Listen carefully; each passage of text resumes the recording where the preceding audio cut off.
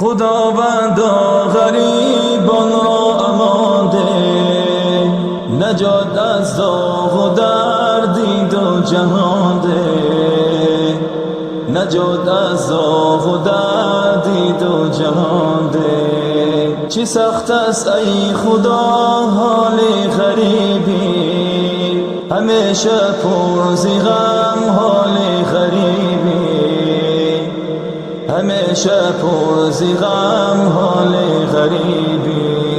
در این غربت جوانیم ادا شد، به درد و داغ هجرت مبتلا شد، به درد و داغ هجرت مبتلا شد. در غازر خاک از قبلگاهم، کی پرسد یک دم از حال تباهم، کی پرسد یک دم از حال تباهم. الها مادرم را یاد کردم، به یادش ناله و فریاد کردم، به یادش ناله و فریاد کردم. ز اهل و خاندان یا رب جدایم، به درد و داغ غربت مبتلایم،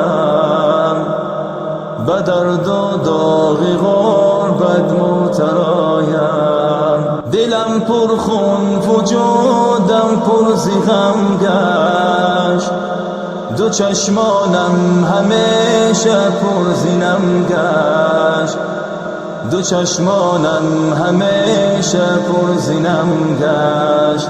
الها رحم کن بر ما غریبان، شفا بخشا به دردی بی طبیبان، شفا بخشا به دردی بی طبیبان. دلی تاریکی ما پر نور گردان، غریبان را ز غم دور گردان، غریبان را ز غم دور گردان.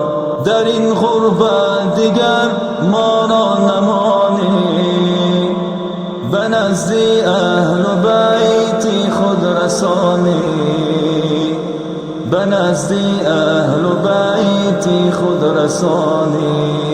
خداوندا غریبان را امان ده، نجات از داغ و دردی دو جهان ده، نجات از داغ و دردی دو جهان